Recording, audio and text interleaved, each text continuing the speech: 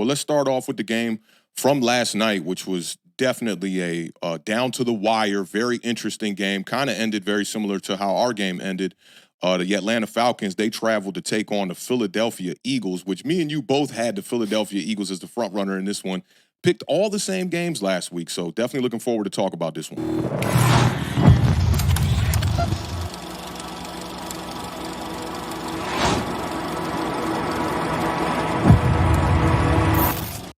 So I told the Beard I was going to be a little bit long-winded today. He said, man, we've been podcasting for 6 years. I know what I'm doing here. I got you, bro. I got you. Sometimes he takes the driver's seat. Sometimes I'm sitting shotgun. But I think on this one, yeah, this Eagles game was very interesting. Giants Twitter obviously going really crazy in this one. The Falcons ended up winning this game in the last seconds of it, 22-21. The Eagles were favored by 6.5.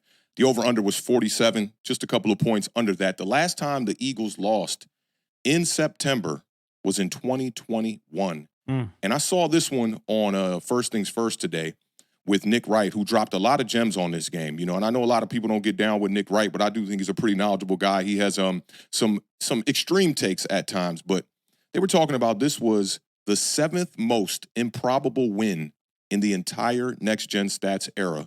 The Atlanta Falcons, when the Philadelphia Eagles were taken on that last drive around 2 minutes, the Atlanta Falcons had a 0.7% chance to win the game. And this game got really good late. We talked about that a little bit in the opener. Very slow burner in the first half. A lot of Bijan Robinson finished the day with 14 carries for 97 yards. He had over 70 yards in the first half, so they really got away from the run, although the game was tight throughout the whole third quarter. The Falcons as a team ran for 152 yards, 7-6 at the half, and just 4 Eagles possessions in the first half. I thought the Eagles played the better first half of both of these teams, but you couldn't tell on the scoreboard. The early turnover on downs in the first quarter from the Eagles. I thought Nick Sirianni was pretty aggressive throughout this game, but then got a little bit bipolar towards the end of it, especially on the late third down call, which we are going to get to. A couple of tush-push fourth down conversions. They don't seem to be missing a beat with those the tush-pushes too much now. You saw the first week, Cam Jurgens, Jalen Hurts having a little bit of issues with the snap and whatnot, but I think they really got, their chemistry kind of going into the year. And the Eagles' defense is just still, it's a problem. I think it was the biggest problem of this game. You did have the big fourth down stop late in this game where C.J. Gardner-Johnson took his helmet off, but they did allow that penalty to get picked up. I thought it was, he kind of said the helmet was coming off, like as he was making the tackle. I don't know about that. I don't know about that. I saw the replay, and I was like, that dude totally took his helmet off. He was tripping. Yeah, and I think that moment kind of took over, and we did see the late penalty with Drake London as well, which just celebrating like machine gunning up in the air. I thought that the 15 yards was going to be added to the kickoff, which I don't know if that rule has changed or not. It was added to the extra point. I'm pretty sure that rule has pretty much been like that for the most part, but no pressure really on Kirk Cousins in this game outside of just one sack. They only had one quarterback hit in this game. They did have 17 pressures, but I do think with newly added defensive coordinator Vic Fangio, it's a very different style of defense. And, I remember Vic Fangio from like Miami days, and I thought, reputation can sometimes like exceed who you really are. I was talking to Sal about this in our group chat, and he was just like, man, a lot of the players when, Vic Fangio left, they didn't have a lot of good words to say for him, and he's relying on his front four to really get after the quarterback, and they're struggling right now. We know that front four on that defense has been a little bit revamped. No Hassan Reddick now, no Fletcher Cox to retirement, and you paid Bryce Huff to come in there and replace Hassan Reddick, who was a straight-up maniac 2 years ago. Last year, kind of came back down to earth, but was still getting after the quarterback. But Bryce Huff right now, his pass rush win rate, this reminds me of our edge rushers for the New York Giants. It's 6.7%. He's got 2 pressures through 2 games. Both the pressures came in this game. So he went through first week without any pressures. He's not even on the field for most of the snaps. He's only been on the field for 48% of the snaps through 2 games. They paid this guy $51 million on a 3-year contract. And Philadelphia right now, I think one of the biggest problems is they just don't got no dogs up front. I really wouldn't put the blame on Jalen Hurts in this game. We're going to talk about where the blame kind of lands on that last possession for the Philadelphia Eagles in a little bit here. But on Thursday, I had asked a question. I said, can Saquon Barkley put this team on his back if the passing game is not clicking? And this was before we knew A.J. Brown was not going to be playing in this game with the hamstring injury. Saquon didn't have a touch on that first drive, and I know a lot of people were like, what's going on here? And he's coming off a 3-touchdown game just a week ago where he was averaging 4.5 yards per carry. I thought the game plan for this one was going to be to just commit to that run in a heavy way. You know what it felt like? It felt like last year. Remember the first game of the season last year? DeAndre Swift went absolutely ham. Yep, and then like all of a sudden, Nick Sirianni the Eagles just kind of like fell away from feeding DeAndre Swift. That's immediately what I thought of when I saw that first drive. I was like, oh, here we go. Nick Sirianni. Yeah, that's exactly what it seemed like. And I mean, Sirianni is not the play caller. That's the interesting part about it, right? You brought in what's my dude that was with Dallas and went to the Chargers? Kellen Moore, right? You brought him in, and I know that he's a guy that he had ways to utilize Ezekiel Elliott. Saquon Barkley in this game, I thought the numbers were pretty good, but we saw the Steelers rush for 137 yards on them on Atlanta in week 1. Saquon leaves this game with 116 total yards, 22 rushes for 95 yards, 4 receptions, 21 yards. And I saw a fellow Giants Twitter guy, I guess we'll call him, saying that, oh, this is the same old Saquon Barkley, just getting stuffed up at the line and getting a bunch of lost yards behind the line of scrimmage. And he did have a couple of carries where he lost some yards. I do remember a 5-yard loss early on in this game. But to me, when I looked at the next-gen chart for Saquon Barkley in this game, it did not look like one of his normal charts. It looked more like what you would get out of a guy like Brian Robinson or maybe a guy like Devin Singletary. The home run, big run, never came in this game. He had 9 runs of 10 yards or more, though, but he had 0 of 15 or more. So that kind of goes to show you, what's going on with about half his carries. He was pretty much getting 10 yards. And they got to work on that RPO over there in Philly. You saw a few penalties where Saquon Barkley picked up 10, 12 yards, and they had to throw a flag and bring it back for ineligible man downfield. And we know how that happens with the RPO because these linemen don't really know if you're going to pass it or if you're going to run it. They end up getting a little bit too far down the field. But nonetheless, I thought it was very interesting usage by Saquon Barkley, but I thought he made the best of his carries. Mm-hmm. We're obviously going to talk about the situation at the end of the game, which, a lot of people are pointing the fingers, which seems to be like a big theme now. I don't remember it being like that back in the day when social media wasn't around in football, where it was like, that guy, the game is on him. You saw a lot of blame going around for Saquon Barkley, but before we get to that, what are your thoughts on this game just in general? For me, the decision to not kick the field goal early in the game was kind of crazy. I immediately tweeted out, I was like, you got to take the points there. Just take the points. Like, everything about that fell off, and that I feel like it is going to kind of be like a common theme throughout some of these teams that lost this weekend in the NFC East is, those early points, whether you have the opportunity to score a touchdown and you only get a field goal, or if you're not even getting the field goal, it just kind of feels like you're putting yourself in a hole, even though you're not necessarily like score-wise. So like that kind of stood out to me immediately. I thought Devonta Smith, once again, had a really good game, but they struggled to find another guy. I think the second leading receiver was Goddard with like 38 yards. And I mean, the other guy too, who nobody was even talking about. Everybody was talking about either Johnny Wilson, Paris Campbell, or Jahan Dotson being like the guy to kind of step up in this game. And between the three of them, they had 1 catch and 6 yards, and that was Jahan Dotson. So there was the other guy who, I'm going to be honest with you, I know a lot of football, and I know a lot of guys. I didn't know anything about that other guy, the white guy. What's his name, Covey? I hadn't heard of him until this season. Britton Covey, he had 6 receptions. They were running a lot of bubble screens with him. Very predictable, only 23 yards, 6 targets on the day. And I think you were right. Yeah, Dallas Goddard with 38 yards on 3 receptions.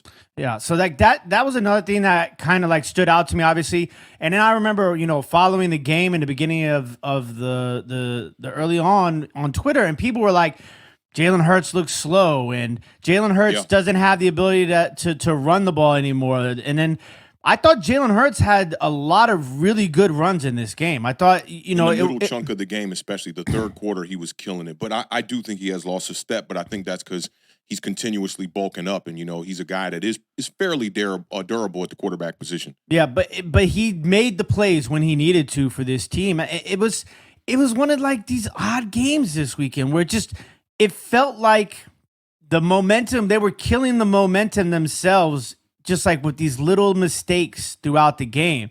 And I'm missing that Philadelphia Eagles explosiveness. We had a conversation early on in the preseason where I was telling you about how somebody tried to say that, Washington had more explosive players than Philadelphia, and I said obviously that's the craziest statement in the world. Come on, what are we But talking I am I am kind of I feel like we're still waiting for that Philadelphia Eagles team to come back that could score 40 points like that. You know what I'm saying? And they have the talent to do it. At the end of the season, 5 of the last 6 games, they completely struggled. Yeah, and so that was really interesting to me, obviously. And then I don't want to talk too much about the end of the game. I thought the red zone situation was kind of interesting because we're so used to the red zone maniac. We're so used to the Eagles being one of the best teams in the red zone. They were 1 for 3 I believe in the red zone, and then Atlanta was 2 for 5 in the red zone. I thought Kirk Cousins looked shaky at first. They had him under center a lot more in this game, but as the game went along, I saw this level of comfort kind of go back up, which is interesting, obviously, because it's prime time too. We all know Kirk Cousins, kind of his struggles in prime time. His struggles in prime time. Spade. I have the Eagles at 2 for 5 in the red zone. And then Atlanta for 1 for 3. Atlanta was 1 for 3, okay. Yeah. And you're right about Kirk Cousins looking a little bit shaky in the beginning, but I thought the good part was that we saw him under center this week. Last week, he only took 1 snap under center the entire game. So to see him get under center and get that drop back, back in order, I thought a lot of people were kind of criticizing his arm talent and stuff early on, but I think Kirk Cousins is the kind of guy that has never really had zip on his throws and great velocity. He's a guy that wins with timing and, just reading the defenses properly and stuff like that. So I thought he's looking more like his normal self now. And I thought by the time he got to the third quarter, you were seeing the, regular Kirko we're used to seeing. Yeah, and I think he utilized a lot of different receivers in this game too. Between the running backs, obviously Bijan caught some balls. Drake London had a good game. Kyle Pitts, who only had 1 catch in the first half, ended up having a nice little second half on a couple of plays. And then Darnell to the Mooney. Darnell Mooney went crazy. He had a couple of really big plays. I want to say he actually led the team in receiving in this game for them. He had 1 catch leading up to that last drive. Yeah, and so like it just kind of goes to show you that both of these teams, it looked like a week 1 game in week 2. Even though I know week 2 is still kind of the same thing, but you're expecting a little bit more. And there was a lot of that across the league in week 2 where, I was showing you the scoreboard when we were at the game. There's a lot of these 16-13s and 17-14s throughout most of the day. So it just, both of these teams look like they couldn't finish throughout the game. And I thought that when we got down to the end of the game, you saw a little bit better execution from both of these teams. And then at the end, it just was a collapse, basically, in my opinion, by the Philadelphia Eagles on both sides of the ball. And not just by the players, but by the coaches also. Yeah, you definitely talked about red zone there. I thought another thing that really hurt the Eagles in this game were the penalties. 9 penalties in this one. They won time of possession by over 10 minutes. And I thought Jalen Hurts really had a good he let the game come to him kind of. And this is it's not like a great game or anything, but it is a game where you can win. But a couple of plays left out there, especially on that last drive, I thought finished the day 23 of 30 for 183 yards, 1 touchdown. The late pick trying to force the ball down the field, obviously when they don't have, much time left on the clock. He was only sacked 1 time, 13 rushes for 85 yards. A lot of that came in that third quarter where he was just going crazy. He really put that team on his shoulders, but I thought he started off just a little bit too slow in this one. But I thought, towards the end of this game, and we can get to talking about what happened there at the end with the Saquon Barkley drop, it's very interesting because like I said in the opening, right? Nick Sirianni, I thought, was trying to be aggressive throughout this game to a fault in a way, like trying to be a little bit too aggressive. And the game comes down to a situation where there's 1 minute and 46 seconds left in the game. It's 3rd and 3. The Eagles are up 18-15. They got a 3-point lead here. The Falcons have 0 timeouts. And I thought that there was a great coaching battle going on during this moment in time. I don't know if you remember at the 2-minute warning, Raheem Morris, he tried to do a thing where like he jumped off sides to try to make it from 3rd and 1 to 1st down. Yeah, and they so that way they would, have less downs to be able to try to stop him and whatnot. And it would help out the Falcons. And Nick Sirianni came on the field and he was like, hell no, we're not going for that. Decline that right away. It goes to show you that coaching battle. Now, I was looking at some stuff from Warren Sharp as well. And these guys who play the role of analytics on the sidelines, I think they need to be more of a presence on the sidelines, especially when we're talking about the Philadelphia Eagles. And I'm going to get to some of these numbers, but the Philadelphia Eagles have folded in these type of situations more than a team like them should. Now, the Falcons had 0 timeouts. They're right down there on Atlanta's 10-yard line. And Sirianni, after the 2-minute warning trick from Raheem Morris, he tries to draw them off sides. And I thought it was such a brilliant play. He almost got Matthew Judon to jump off sides. He has Jalen Hurts call a strong cadence. And right when he calls the strong cadence, they sent Goddard in motion. So it makes it feel like there's movement and now you can go. Judon almost jumped into the neutral zone, but he didn't, and he got back. They ended up calling a timeout. They let it wind all the way down. They ended up calling a timeout. Now, the final play, and we'll get this graphic on the screen so we can get the chat ready to go and see what they think about it. Play action pass to Saquon Barkley on 3rd and 3, and Saquon just completely, literally drops the ball because if he can catch this pass, this game is all but over. And the pass was right on him. Good throw from Jalen Hurts. He got it out early enough. You could tell that Saquon had enough room to be able to catch that, cut that up, and probably get like 2 yards past the first down marker. I always, as a wide receiver, right, when I played, I never liked catching the ball palms up. I never liked that. I'm always a diamond catcher. I feel like you got a much better chance to not drop a pass when you catch with the palms towards the quarterback. And you saw Saquon with the palms up, drops the ball. Now, Saquon, people have been talking about this stat on Twitter and on different podcasts all day long, has the most drops of any running back since 2021. I've heard some conflicting statements that he's either first or he's second. Nonetheless, he has 16 drops since 2021, with the most in one season being 6, which from a running back, that's not a good thing. Now, Saquon came out straight up, took ownership for this one. He said, I dropped the ball and let my team down today. Shouldn't have put the defense in that position. If I make that catch, the game is over. Relaxed and went back to my old habits. And damn, did that make me think about the New York Giants when he said that. I thought it was a great play call, is what he said. I just have to make that catch. And we know Kirk Cousins goes down the field. He went 6 plays, 70 yards in a minute, 5 seconds.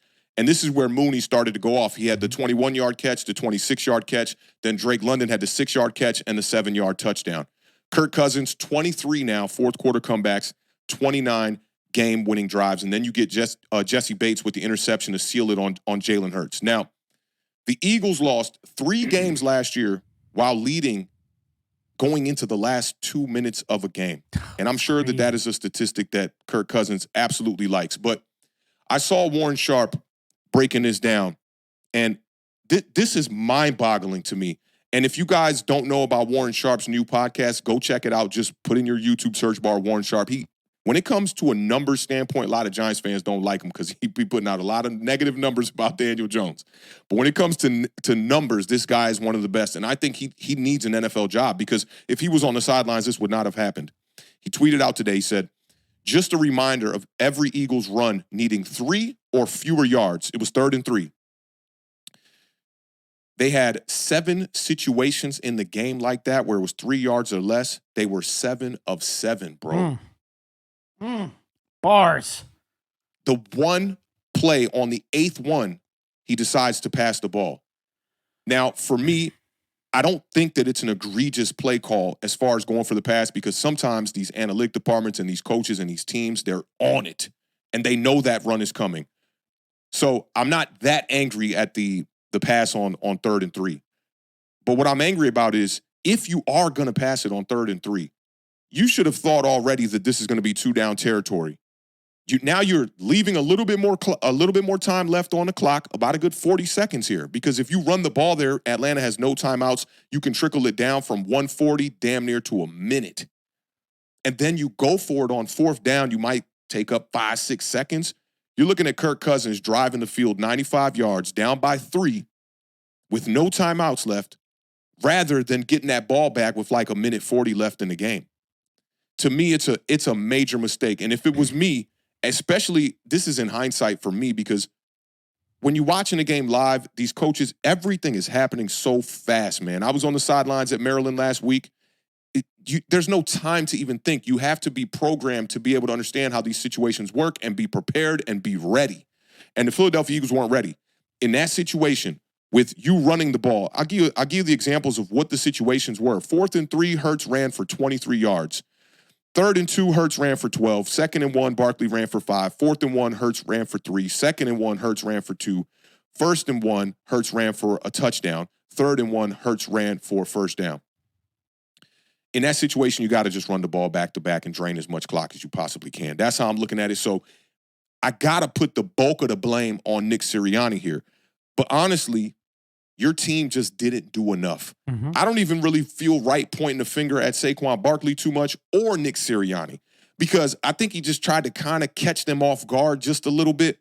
But, man, if you run it twice, man, you're looking at 55 seconds. And think about what that does to you mentally. Eli Manning and Peyton Manning talked about it when Eli was in the Super Bowl the first go-round, that you would rather be down by 4 rather than 3, because you know you got to drive the field and get the touchdown. When you got that 3 in your mind, you're thinking, hey, man, let's just get in field goal range and try to make this kick.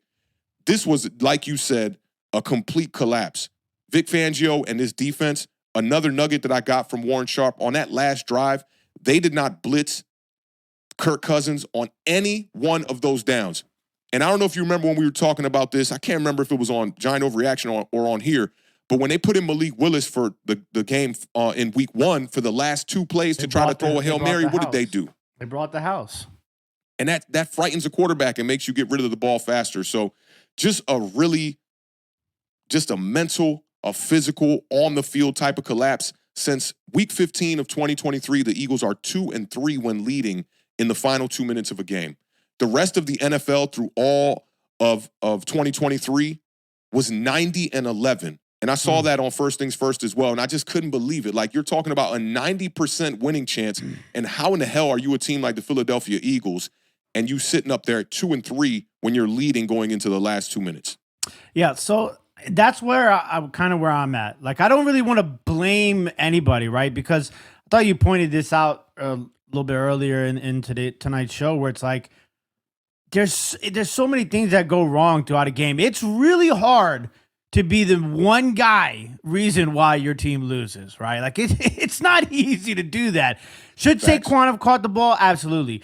Did Saquon take, full blame for this? 100%, right? To me, that's the easy way out. To be like, oh, if Saquon catches that pass, game's over, right? I mean, shoot, they had a 0.7% chance to win at that point anyways. Like, I mean, still, who knows what could have happened. Like, was it a very important play in the game? Absolutely.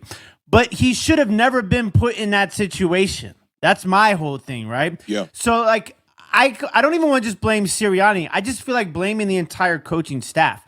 And I pointed out one reason, you pointed out another reason. So for me, you kick that field goal early in the game, it changes the outcome at the end of the game anyways. But you decide to go for it on 4th down in the first quarter for no apparent reason, right? Kick the field goal, get the 3 points. You're doing too much, in my opinion, right there, okay? Then to pass the ball on 3rd and 3, that makes no sense. And then, like you said again, I mean, it was a good play call. I'm not mad at the play call, right? Yeah, I like the design. It's just a situational football to me. When you're in that situation, you gotta run the ball. It just makes sense. You drain the clock. You put yourself in a position like, I don't understand why you would. And then Nick Sirianni says, oh, well, I thought he was going to drive the ball down the field with 0 timeouts, then that's how he was going to beat us, right? But then we get to the last point that you made, which is one of the big things I had on my notes. Like, bruh, you got to go at Kirk Cousins' neck on that last drive. Yeah. And then the worst part about it was, okay, maybe you don't do it for the first couple of plays, but then you see what they're doing. You got to adjust right then and there and go at them. 3 plays, they got down into the red zone. Darnell Mooney caught those 2 passes, but the thing is they had time left on the clock. Darnell Mooney didn't even get out of bounds on one of them after he picked up 21 yards. He got tackled in the middle of the field. So if you have less time on the clock, they don't operate the same. Yeah. Right? And then when they get down to the red zone, he tries to send a blitz. I did see Emmanuel Acho talking about this earlier. And he talked about, they blitzed Kirk Cousins in the 3rd quarter, and that's when he got them over the top with Darnell Mooney one-on-one. So Vic Fangio just playing scare ball, and we know scare money don't make no money. And then the last part about it was the one thing that I don't think anybody's been talking about is the Eagles had a chance there at the end, right? Like, they made a couple of plays, and then I thought that they forced the ball downfield too early. Devonta Smith kind of ran a sloppy route on that interception, too. I thought the same thing. So he was a little underneath the safety, a little bit. Yeah. And I see what Jalen Hurts was trying to do, but you need your receiver to undercut that and get there. Otherwise the result is what we're gonna, what we saw. So like once again, it's kind of like a little bit of bad things all happening at once. But I thought that they got a little too aggressive too early in that final possession. I thought they had an opportunity. They have a great field goal kicker in Jake Elliott. I thought they had an opportunity to kind of, be a little bit more methodical at that last possession instead of attacking downfield very early on. So for me, it was just, if I had to put the blame, it would just be overall coaching. The entire coaching staff of the Philadelphia Eagles put their players in a bad position from the beginning of the game all the way to the last play of the game. So for me, that's kind of where I would put the blame. Absolutely. And we know that winning definitely solves everything, and a coach's job is to put his players in the best position to succeed. And I'm not saying that, that play call didn't give Saquon an opportunity. At the end of the day, he dropped an easy pass. But if you want to put them in the best, we're not talking about a good situation. The best situation would have been to just run the ball 2 times. And a lot of people are praising, Kirk Cousins' game, because he did put up some pretty damn good statistics when you look at it at the end of the game. Kirk Cousins was 20 of 29 for 241 yards, 2 touchdowns, no interceptions, a QBR of 75, and he was only sacked 1 time. But going into that last drive of the game, their numbers between him and Jalen Hurts were damn near identical. Kirk Cousins was 15 of 23 for 171, 1 touchdown, 1 sack. And Jalen Hurts was 23 of 27 for 170 with 1 touchdown and 0 interceptions and 1 sack. So these were identical games from the quarterbacks. But, the winning, I think, really puts Kirk Cousins over the top in this one. But, yeah, I'm with you on this. I think if we got to have a hierarchy of blame, I got to look towards the coaching staff. And then it trickles on down through the defense, through Saquon Barkley. I think that the least amount of blame in this game would be on Jalen Hurts. I think he played a pretty decent game outside of that interception late, like you said, maybe forcing it down the field a little bit too early. And they still had a couple of timeouts, too.